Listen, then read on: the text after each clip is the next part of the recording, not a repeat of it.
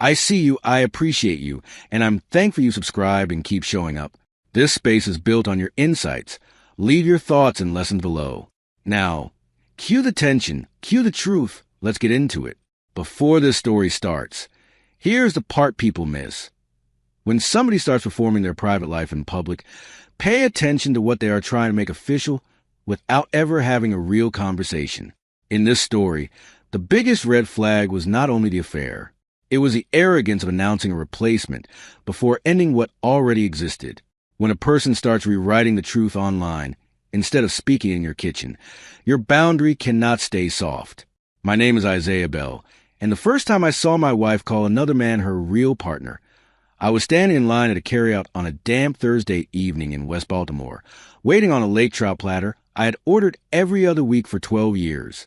The man behind the counter was banging a metal spatula against the grill. Somebody near the soda fridge was arguing about the Ravens. It was ordinary noise, ordinary grease, ordinary life.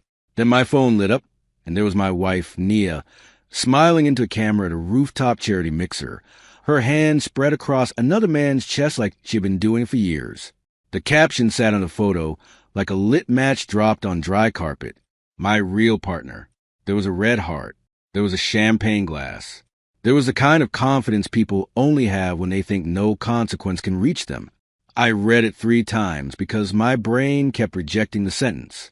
Nia and I had been married 16 years. We lived in a brick row house in Hamilton Hills with a narrow front porch, crooked flower boxes, and a wind chime my aunt said sounded like church bells on bad days. I stared at that post until the cashier called my number twice. If you already feel where this is going, take 1 second and like this video. And if you know somebody who has ever been blindsided by betrayal, share this story with them. Subscribe for more raw relationship drama stories where the truth always comes out. I did not throw the phone. I did not call her on the spot. I did not march across the city looking for a scene. I paid for my food, drove home through a soft evening rain, and set the white paper bag on our kitchen counter next to a ceramic cookie jar shaped like a bluebird. That kitchen had seen nearly all of me. Flu fevers, payday laughter, tight months, burnt biscuits, quiet apologies. I stood there with the carryout going cold and felt something much worse than rage settle into me. It was clear, slow, cold clarity, the kind that makes your breathing sound too loud. Nia worked as Community Partnerships Director for a private health foundation tied to a large hospital system. She was good at being admired. She could walk into a room full of city council people, donors, neighborhood activists, and skeptical pastors, and by dessert she had everyone nodding along. She knew what scarf to wear, when to laugh, how to touch somebody's elbow just enough to feel warm but not familiar. I used to be proud of that. Later, I learned that the same skill set that wins grants can also hide betrayal. The man in the photo was Devin Price, her younger events manager, 32, neat beard, expensive smile. I knew Devin. I had shaken his hand twice at foundation dinners, where I wore a suit that always felt too tight in the shoulders. He called me sir even after I told him not to, which used to amuse Nia. He had a way of listening with his head tilted, like every sentence spoken near him was worth preserving. The first time he came to our house for a planning meeting, he complimented our stained glass lamp in the front room. Nia had looked too pleased by that. I remembered it now because betrayal makes old moments rise up on the floorboards with a different face. I am 45, a public school counselor at a high school on the east side. I believe in forms filed on time, in showing up early, in making coffee before talking when something hurts.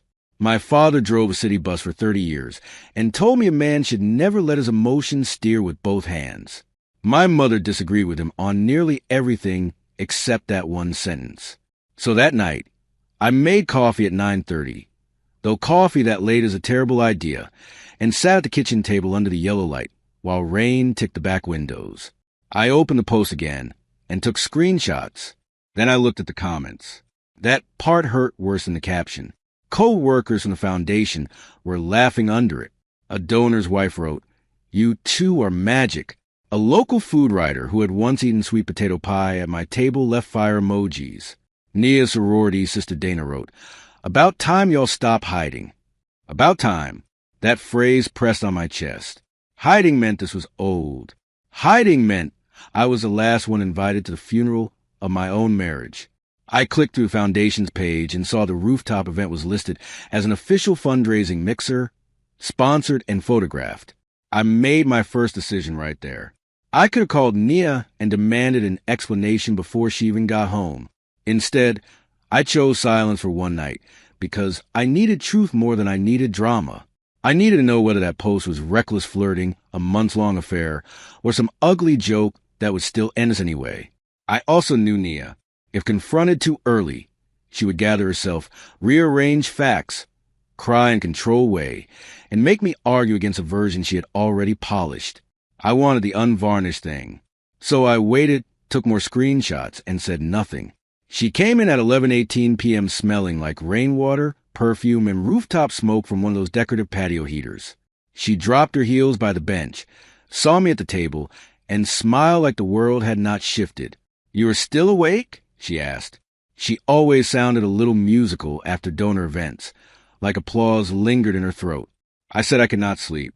She kissed my forehead, not my mouth, and moved around the kitchen with the ease of somebody who believed the room belonged to her. She poured herself sparkling water and never once mentioned the post. "How was the mixer?"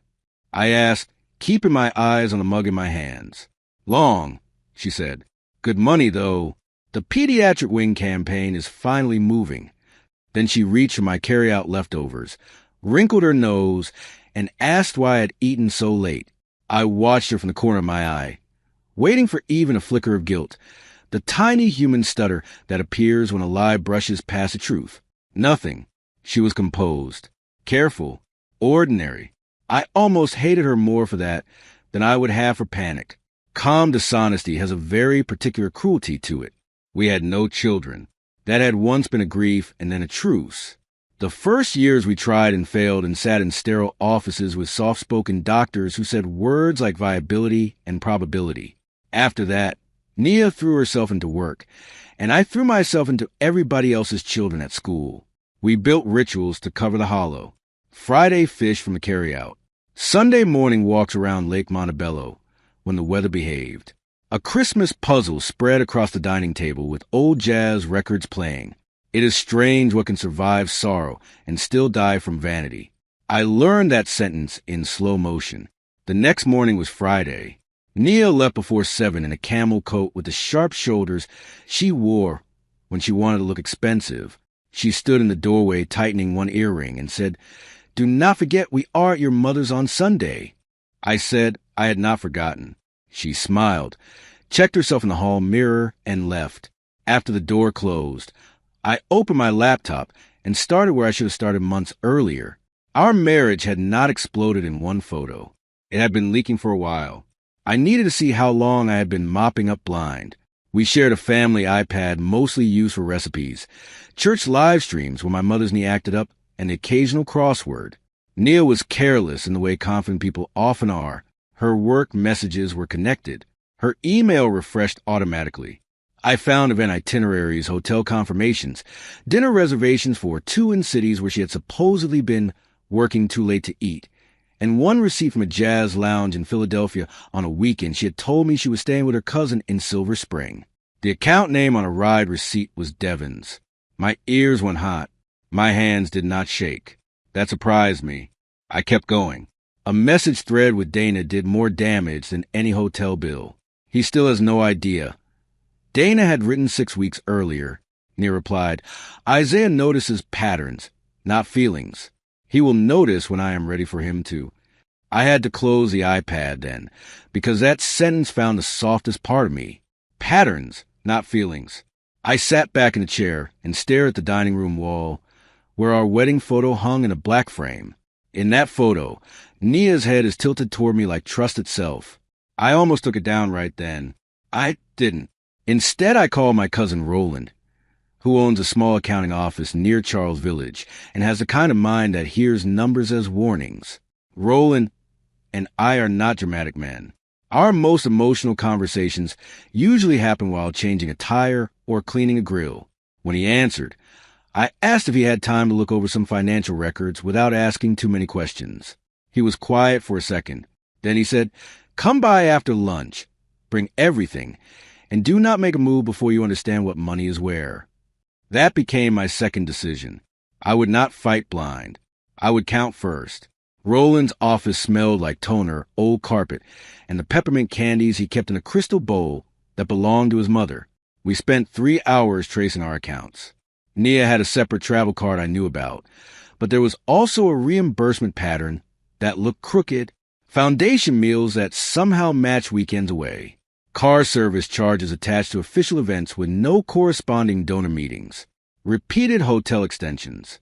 "This is not my field," Roland said, tapping the papers with a pencil, "but her employer cares about ethics. This had become more than personal." I nodded. The personnel had already wrecked enough. Practical was what I had left. On Sunday, we went to my mother's house in Park Heights for dinner as planned. The whole family was there because my mother uses food the way some people use intervention. My sister Janine brought collard greens.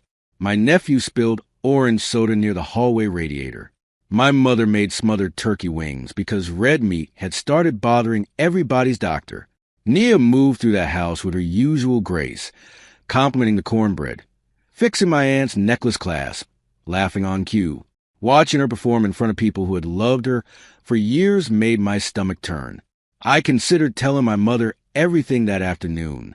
I did not. That was my third decision, and it could have gone differently. My mother is a retired nurse with a voice that can press shame into concrete. If I had told her, she would have called Nia into the den, shut the pocket door, and brought the truth out by force. A part of me wanted that. I wanted witnesses.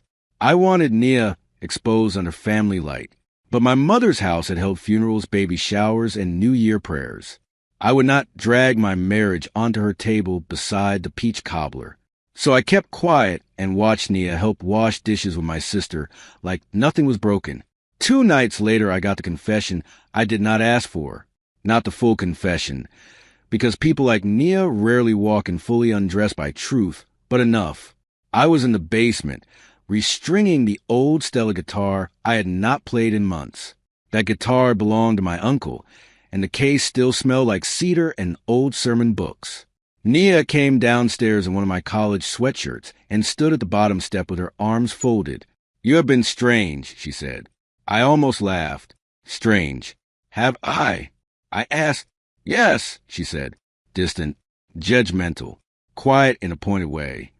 Then she said something that gave away more than she intended. "You cannot act wounded every time my life gets bigger than yours." I set the guitar down carefully because I understood then that her betrayal was not just appetite, it was contempt. I asked what that meant. She sighed, already annoyed that she had to explain herself to someone she had demoted in her heart. "It means I need partnership, Isaiah. Real partnership. Someone who understands pressure, visibility, and what my work costs me." The room was still around us. I asked if she was talking about Devin. She blinked once, then sat on the laundry table like a woman tired of pretending. "Do not say his name like this is some trashy scandal," she said. "He respects me." I remember those words exactly because of how cleanly they broke something final. Not I made a mistake. Now I am sorry. He respects me. As if I had not spent 16 years respecting the woman she was while being quietly abandoned by the woman she was becoming. I asked whether the post was meant for me or for everybody else. She looked away and said, "I was tired of shrinking the truth." That line would have sounded brave if it had not been standing on my neck. I asked one last question, because sometimes your heart wants to hurt itself completely, to remove all arguments. "How long?" She rubbed her thumb against the hem of the sweatshirt. "Since late spring," she said.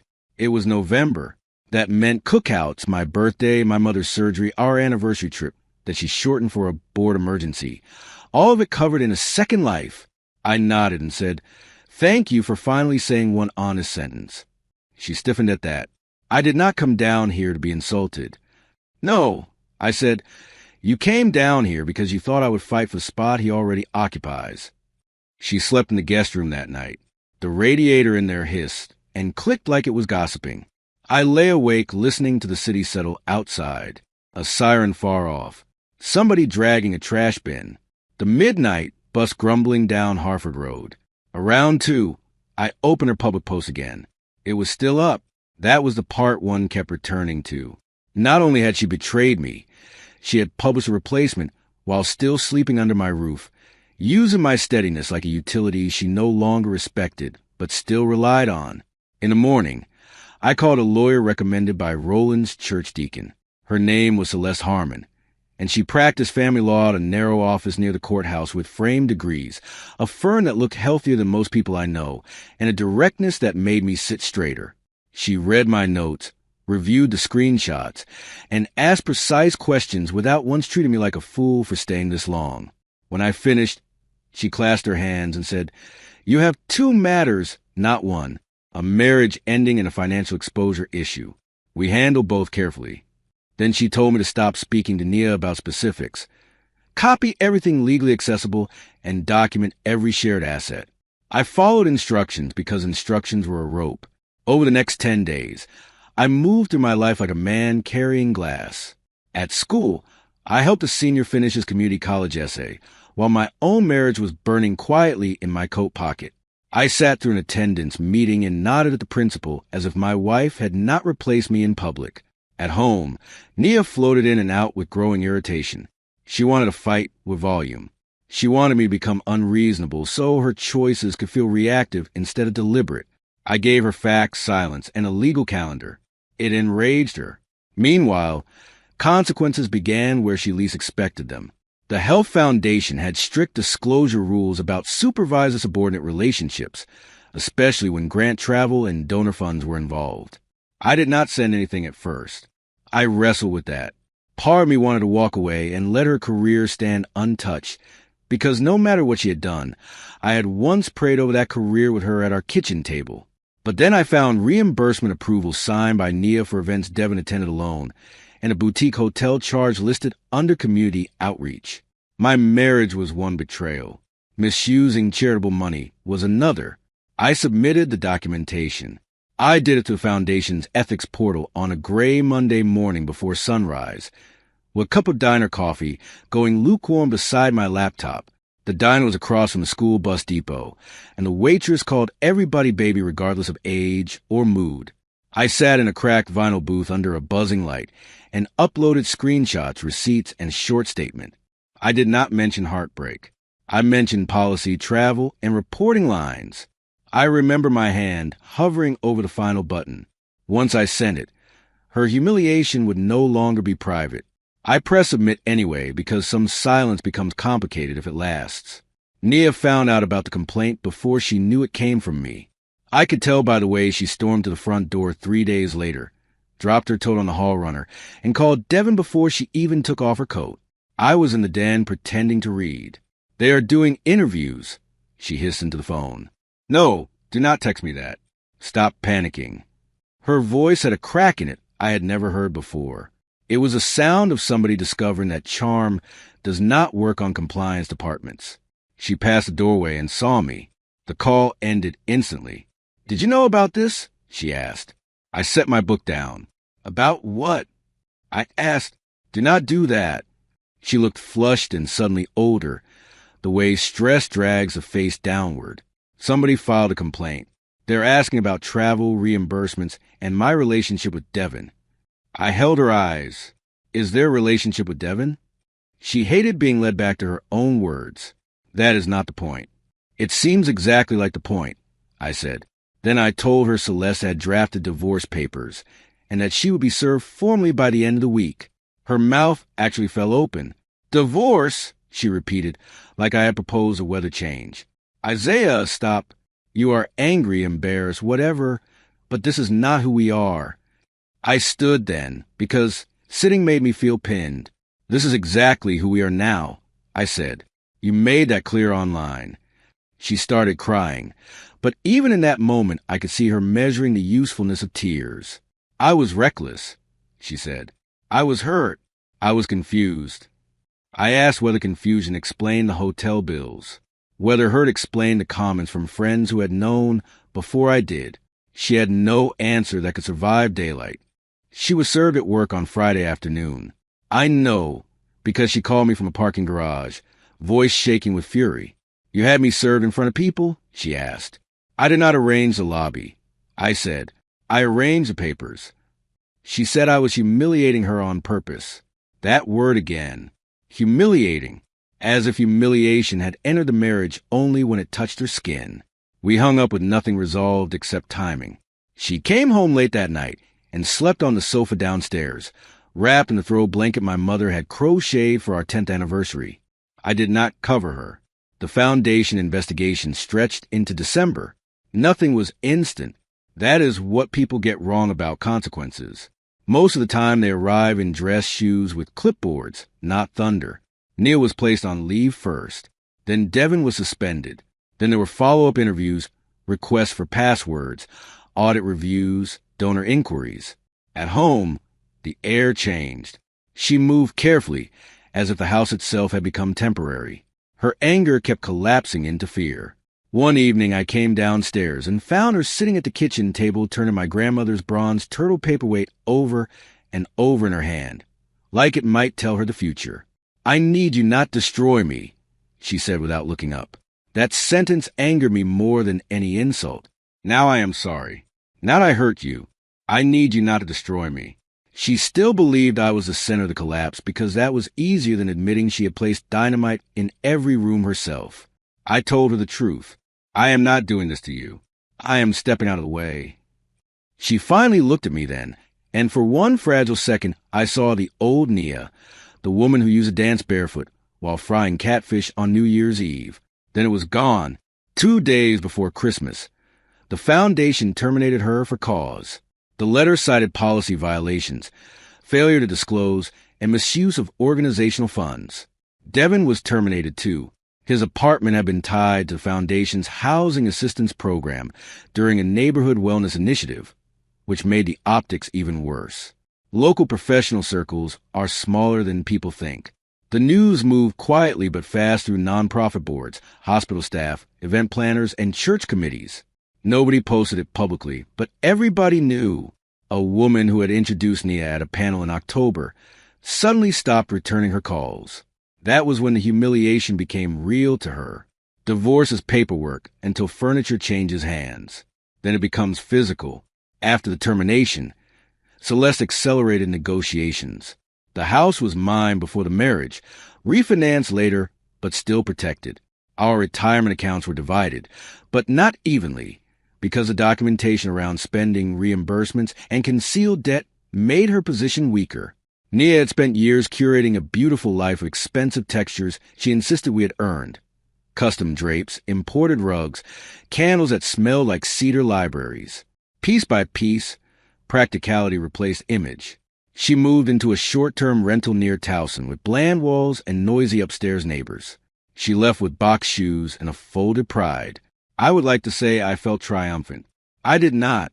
I felt tired in the marrow. There were moments of satisfaction. Yes, the day Celeste told me the judge would not entertain alimony. In the afternoon, I took my wedding band off and set it in the little dish by the sink without my hand reaching for it again. But mostly I felt grief with sharp edges. You can know you are right and still mourn what had to be cut away. That winter, I started taking a long bus route home some days, just to sit among strangers and listen to the city breathe without asking anything from me. Nia tried 3 times to reverse the story between us. The first time, she blamed stress. The second time, she blamed my emotional reserve. The third time, months later, she came to the house wearing a plain black coat and no makeup and finally blamed herself. By then it was February. Snowmelt ran along the gutters, and the front steps were slick. She stood under the porch light and said, "I did not understand what I was throwing away because I thought you would always be there to absorb it." That was the most honest thing she said from start to finish, and it came far too late. I let her stand in the doorway, but not inside. She looked around the front room like memory was furniture. I had changed small things, moved the lamp, taken down 2 wedding photos, put my guitar on a stand by the window instead of inside the case. She noticed everything. "Devin is gone," she said. "I do not care," I replied, and I meant it. He had become irrelevant. Betrayal always looks like a triangle from far away, but at close range it is usually a mirror. I lost my job, she said. I know. People are talking. They were talking before. I said. She cried then, not delicately, not strategically. Real crying is messy and disappointing in itself. I thought he saw me, she said. I thought you had stopped. That sentence deserved 100 ugly responses. But what came out of me was quieter. I saw you. I just stopped auditioning for your approval. She put her hand over her mouth like the words had struck bone. We stood there listening to water drip from the awning. In another life, I might have reached for her. In this one, I did not. She asked whether there was any version of us left to save. I told her no. That answer cost me more than she knew. Refusal is not easy when history has your scent on it. We had built 16 years of mornings, shared bills, private jokes, and grief rituals around doctors' waiting rooms. There's been love here. Real love, not enough to survive contempt, but real enough that any felt like burying somebody who had once protected me. Still, I said no because I had learned something brutal. You cannot heal inside the house where your dignity was rented out. She left with wet eyes and a straight back, and I closed the door softly because even endings deserve manners. The divorce finalized in early March. There was no dramatic courtroom showdown, just signed orders, adjusted figures, and the strange flatness that follows legal finality. I left the courthouse and walked 3 blocks to a barbershop I had been visiting since college. Mr. Leonard, who had known me with an afro, a fade, and one terrible attempt at waves, looked at my face in the mirror and said, "You want the honest cut today?" I said, "Yes." He nodded once and got to work. There is something cleansing about being still, while another black man quietly helps you look like yourself again. If you made it this far, you already know this was never just about cheating. It was about disrespect, consequences, and choosing your dignity. Like this video, share it with someone who loves unforgettable relationship drama, and subscribe for more original stories where secrets, betrayal, and karma collide. That spring, I rebuilt my life in humble ways. I started playing my uncle's guitar on Sundays after church instead of falling asleep in front of television noise. I replanted the flower boxes with marigolds because they survive neglect better than petunias. I took my mother to Lexington Market and bought her lemon sticks the way my father used to. I let Janine set me up on exactly 0 dates because I was not interested in becoming a project. The house sounded different without Nia. At first a quiet scrape, then it opened. There's a kind of peace that only arrives after you stop begging confusion to explain itself. I heard updates about Nia, because cities carry stories whether you ask them to or not. She interviewed for 2 positions, and lost both when references went cold. She started consulting independently, then took contract work for a smaller community arts group across the county line where fewer people knew her. A mutual friend told Janine that Nia had become more private. I almost smiled at that. Privacy had finally become necessary once performance stopped paying. I did not wish ruin on her. I wished comprehension on her, which is harder and usually lonelier. Public humiliation fades. The private knowledge of what you chose lasts longer. One evening in late April, I found the bronze turtle paperweight in the back of a kitchen drawer while looking for batteries. I turned it over my hand and remember her anxious fingers circling its shelled a week. Everything started falling apart.